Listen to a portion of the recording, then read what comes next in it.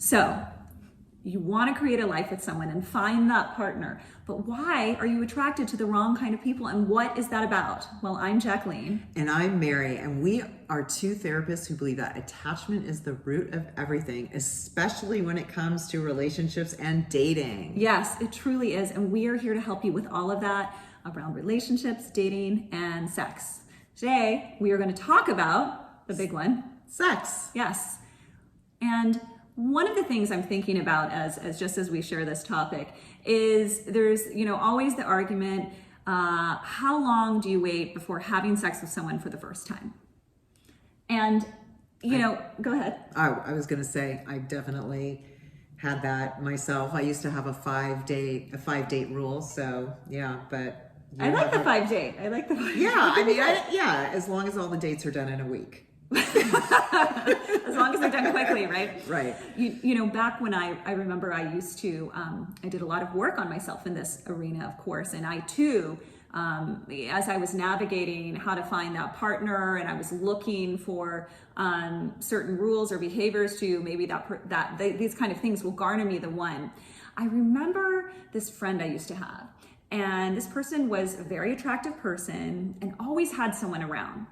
And they had the rule that no sex until monogamy. And so whether that took 10 dates, 30 days, 60 days, and sometimes it would even take 90 days, right? This person was really good about no sex until monogamy. And they would tell the people they were dating, I will not do this until we are monogamous, right? And then, like clockwork, inevitably, time after time again, they would get to that point. Yes, we are monogamous. Sure, we're monogamous. Sex. Yeah. After the second date? No. It would usually, they would really wait longer. Yeah, it wouldn't be like 2 dates and done, I know. Yeah. But whatever you want. It's as important, long as we can have right? sex. Yeah, exactly. And then the tables would turn. She would get these guys, they would wait 60 days, etc.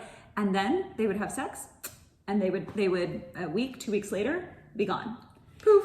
And I always thought that was such an interesting marker for, as we navigate dating, it's not that rules don't work, and it's not that rules do work. Part of working on secure attachment is finding out what works for you. And that makes me think about your rule, Mary, the 5 date rule. And that was your specific rule. And I was just wondering if you could share a little more about why that worked for you. Well, I think it worked for me because I really wanted to be able to be with myself during the dating process in terms of checking in with myself. Am I having sex with this person because I know they want to have sex with me and then I want to please them, so yes, I'm going to have sex with them? Or is the sex part really about me wanting to have sex when I wanted to have sex and feeling comfortable with it? And I knew for myself that I needed to get to a place where, hey, if I had sex with this person and this was going to be our last date, I needed to be okay with that. So I kind of needed to establish within myself what was okay and what was not okay. And I think like the 5 date rule worked for me because I usually would have these dates within a span of about 3 weeks. Yeah, because you're not always necessarily in control of when you're seeing that other person. Right, but it wasn't going to be like 3 months later. I didn't ever have I'm not going to have sex with somebody until 3 months. It was more like I really wanted to have 5 dates just so I can also get to know this person a little bit more and not just sleep with someone for the sake of sleeping with someone. Mary, I know you and I are both therapists and we come from very different experiences in life. And when I hear you talk about why you chose 5 dates for yourself, there's a real consciousness to marking, how am I feeling about this? What am I looking for in this other person? Like there's a sense of empowerment of also bringing it back to your feelings. And I know something I struggled with as somebody who comes from a more anxious perspective is that stuff was hard for me. I was looking for the relationship to work, and it wasn't necessarily about taking my initial feelings about how I felt about that person into account. It was like, no, I'm so into this person, I'm attracted to them, I want to have sex with them, I think they have some things, I knew very little about them, but they have those things, and so I want to be with that. And I was too anxious to even think about what kind of, what would I want from this person? Would I be okay if I didn't see this person again? And, part of it for me was really owning the side of myself that that maybe I just wanted to have sex with some of these people and I actually didn't want a relationship, right? But that's okay too. And coming from the heteronormative perspective and the gender roles that I grew up with, that certainly wasn't okay. And the biggest part about why it wasn't okay for me, right? But the biggest part was because I ran anxious. And that anxiety, if you tend to dominate with a more anxious attachment style, if you jump into sex right away, you're gonna feel more bonded, right?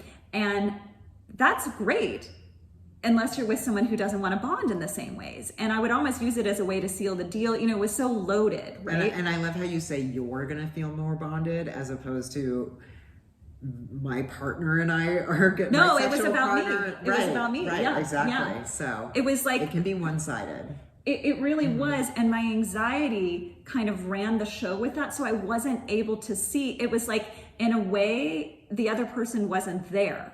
It was about me, my needs, right? And that's something, as we work with our insecure style, the way into security is having that kind of dual awareness for your needs as well as the other person's, right? Understanding that we're interdependent, that somebody else is there with you, navigating their journey, and you have yours. And not in a taking responsibility for them way, but understanding it's more than just you, and like kind of having the ability to look at the bigger picture.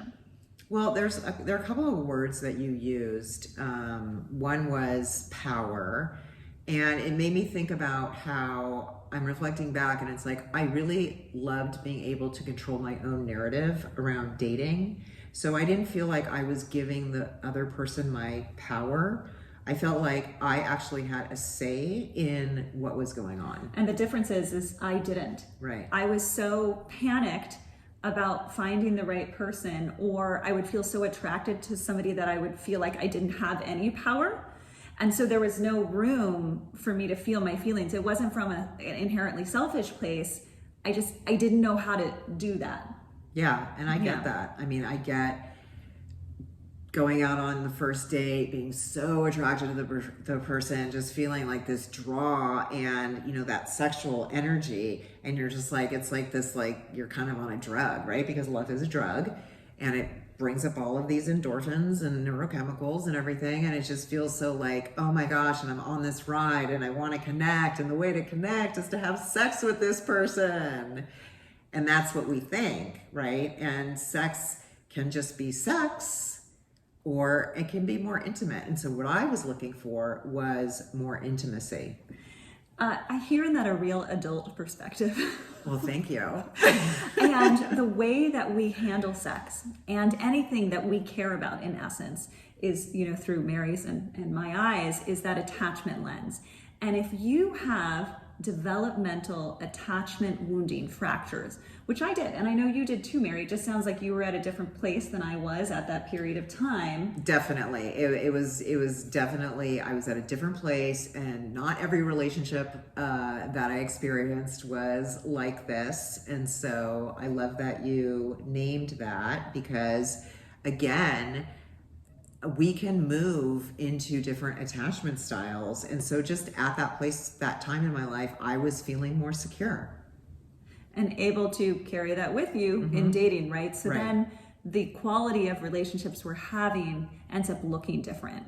And for me, I also, you know, just a little sidebar is I grew up in a house with like a lot of rules. So developmentally, like later on in life, I had to play out some of that like rebellious side that I didn't get at 13, right? And so what was I doing? Dating other inner 13-year-olds, actually, you know.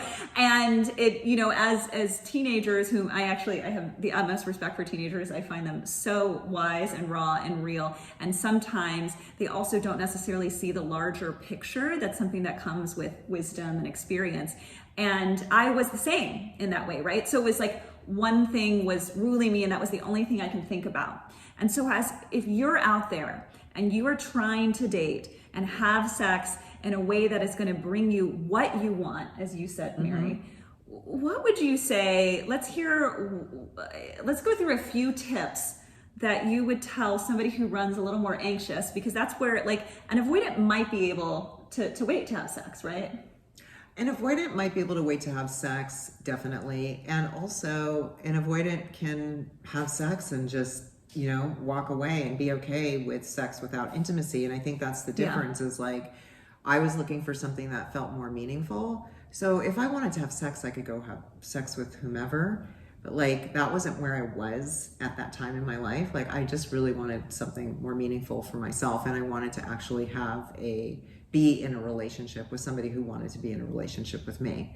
So. And anxious types always want sex. They really struggle, right? It could be, I haven't had sex in a while and now I need sex, but then I'm struggling because also sex means more to me. And so what do I do with that? Where do I stand? It's like your hands are tied. Exactly. And so I think that what we were talking about, like some tips are, one tip is knowing what you want. So I knew what I wanted. Oftentimes reflecting back on my dating life, I had no idea what I wanted and I ran amok. But in this part, what I'm talking about, when I did show up for myself, I knew exactly what I wanted. I love that. And it's back to that word of power here. Mm-hmm. Security is power. And in that way, it's empowering for yourself, right? It's freedom. And I was like dating with intention, right? Yeah. My intention was like, I really want to be in a relationship and I'm not going to settle. So I'm not going to just date a bunch of people and whatever. It's like, I was just very intentional in the way that I was dating at that point in my life. And I think about somebody could be like, very intentional in saying, I want to choose that partner, but maybe they're scared that partner doesn't exist. Still doing the work of, this is what I want, and being intentional around, like you said, back to, I love that 5-date rule. I'm going to throw that in there as a tip, like 5 dates, what do we say? We don't like the word rules. Guidelines. Because guidelines have flexibility, right? Right. And rule is like a wall. We don't want walls. We want guidelines. Guidelines are boundaries. They have a flexibility and give us the opportunity to know thyself. Mm-hmm. Mm-hmm. And see how others respond. So if you take that 5-date guideline along with knowing what you want, what I see in that is, rather than saying to the person, oh, I wait 5 dates to have sex. No, don't do that. Don't announce it. Don't do that. Which I never did. I never said that. But what I did say is, I don't have sex on the first date. Or, you could say that. Or even as simple as, I remember, someone had tried to even kiss me on the first date and I just wasn't ready to kiss that person. And I just said, oh, I'm not ready yet. And so keeping it just in, I'm not ready, or I need more time, or I'm not quite comfortable yet, or I need to feel safer in certain ways. I'm just not there yet. I like it when I have the time and space and don't feel pressured. I actually did say that to someone, and it was such useful information because I was able to see with the uncomfortable conversation. That's going to be another tip. Mm-hmm. So we got knowing what you want, 5-date guideline, 5-date guideline, which you're navigating through how you feel and what you communicate. And then, because that can be uncomfortable to have those conversations if you run anxious, because that inner, like I say, like Tigger from Winnie the Pooh is like, I gotta make everything like nice and happy, and I don't want to upset or create any kind of rift. If I set a boundary, is this person gonna leave me? Yeah. And based on just stating how you're feeling, you're going to be able to see how that person reacts and responds to you. And that is going to give you really helpful information around, do you feel safe with this person? Do you want to move towards this person? Is this person the kind of person that equals whatever it is that you want, right? Or are they the opposite? Are they exhibiting a bunch of red flags? Yeah, and you're giving yourself the space to explore that, because if you do have those hard conversations, or when you do have those hard conversations, because we know that you're going to have those hard conversations, and you should be, and you see the other person responding in a way that might not work for you, then you may feel better about yourself for not jumping in bed with them immediately. Yeah, and with that, I also encourage you to explore the use of language, right? Like how I said, I'm not comfortable quite yet. I need more time. I kept the focus on myself. Somebody might say back, maybe anxiously, oh, don't worry about that. Maybe they're somebody who's dismissing, or they might not have the language to express their own discomfort, but through more communication, you might realize they actually are in fact trying to support you, right? So it's, again, that's why we go back to guidelines, is we want to give it a little space so that you can understand if this is the kind of person that you even want to move forward. And if you are anxious, part of the struggle with anxiety is it's hard for me to understand what I feel because I'm so worried about whether the other person likes me or not, or is going to call or is going to show up.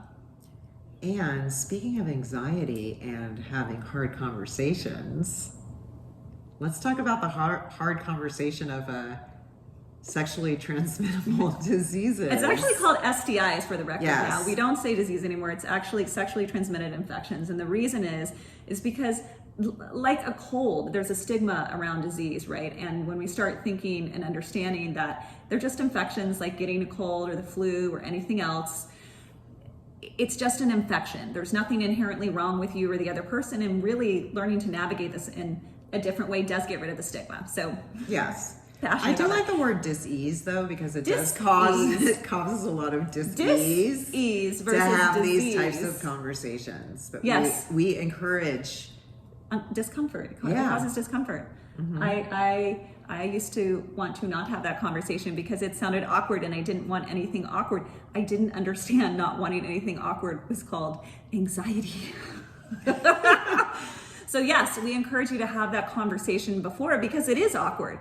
And that's exactly what you want, is if you run anxious, boundaries, awkwardness, uncomfortable conversations are going to be your best friend in seeing how somebody responds to you. And we want you taken care of along the way so you can make empowered choices. So, just to recap, right? Going into I'm going to throw in one more real quick. Oh. And that would be knowing where the other person stands on sex and what it means to them and where they see that fitting in. Now, we all know that actions and words don't necessarily align. So all we're doing is giving ourselves basically the space to kind of sort things out as best we can. This does not mean you will know every answer in advance. This requires checking in with yourself along the way. Ooh, that is a really uncomfortable conversation to have, to ask somebody like, what does sex mean to you and where do you stand on it? And Well, if you run anxious, and have communication skills, there's very sleuthy ways you can ask these questions without somebody feeling confronted. I personally got very good at that. right. I just, and that's just like, it'll tell you how much work the other person has done around this subject matter of sex and their expectations of it. So Yeah. it can give you so much information. It really can. Yeah. The information is always there. It's just a matter of, I don't like to say if we're willing to see it, if the survival responses, which is that insecurely attached part of us, if those behaviors are running the show, it pushes down anything else that isn't a survival response. So it masks our inherent intuition and our authentic feelings, right? So that's what we're trying to get you to navigate a little prepped in advance so that you're able to be better prepared once you're in the situation. Ooh, I'm so happy you said that, because that just popped into my head. How do you prepare yourself to have those conversations? I like to practice them, and that's why Mary and I love to give like example tips of how to say these things. I feel uncomfortable, or I'm not ready yet, or you seem great and I really like to take my time, or in the past things have been hard for me and I'm really trying to do it differently this time. This kind of conversation. Being vulnerable in that way will give you information. But practicing it is huge, I think. Yeah. Practice makes perfect. It really does. I always say learning secure attachment is it's a lifestyle. It's like becoming an Olympian. And imagine It's working out. It's not just working out. I think it's also about the reason I say Olympian is because imagine, for example, some of us, maybe you want to become an Olympic tennis player, but your family grew up swimming. So you don't even know how to play tennis, which means let's say your family had no communication skills, but you were trying to get the secure relationship, which involves communication skills, but you got other skills. So it's going to take that much more work for you to have this. And how do you get to Serena Williams level of playing tennis? You do it all the time. And you still have the bad days. That is the way the work for Practice, the practice, stuff practice, Yeah. practice, practice. It's a lifestyle. It's not a one and done. And I know you and I both fully believe in therapy, and it's also what you do off the mat. Definitely what you do off the mat, off the couch, off the TikTok, all of it. So I love off the couch. Yeah. Which couch are we talking about right now? what? Both in this case, both. Okay, so just as a recap, I want to go over some of the tips. Yep. So guidelines, right? Whatever your guideline is, mine was waiting 5 dates. Maybe I waited 4 sometimes. Maybe I waited 6 other times. Doesn't matter. It's just a guideline and knowing what feels comfortable for you. That was number 2, the knowing what you want, what feels comfortable for you, what you want out of dating, relationships. Yep. And 3 is having some of those difficult conversations, whether they be around sex in general or sexually transmitted infections. Yeah, it's just an infection. It's okay, people. There's no Yeah. shame. No shame. Happens No to shame in the many infection of us. game. Yes, it does. In fact, 1 out of 4 adults have some type of infection. I think the number is higher than that because there's I actually think it is too. because for men you can't, right? There's no test for Men are HPV. spreaders. So many men don't even know they have HPV, and actually 80% of the population has HSV, and the high percent, I forget what the percentage is that don't know they have it, but the majority of the 80% don't know they have it because if you get an STI test, they don't actually test for HSV or HPV. Unless you specifically ask for HSV. And for men, there is no test for HPV. So we're just saying this is why it's important to talk about so you're informed and just so that we can handle things, right? Because even if you're HIV positive, there's meds for that. We just want to make sure that you stay protected, right? You know, And responsible. and regardless of whether or not you have one and what you were saying, like they're not detectable in men. Some of these aren't detectable in men. It's like that's part of the condom conversation. Yeah. Right? So whatever it is, these conversations can be challenging, difficult, feel uncomfortable, and we encourage you to lean into them. And if you run anxious, they're going to feel extra triggering. And that's why we're talking about it, so that you can learn to handle things in a way that will not just feel empowering for you, they're really going to inform your choices for a partner. And honestly, I believe everybody likes boundaries in some essence. Yes, right? definitely. It does feel good. It helps the other person trust you too. Yeah, so thanks for tuning in and happy dating.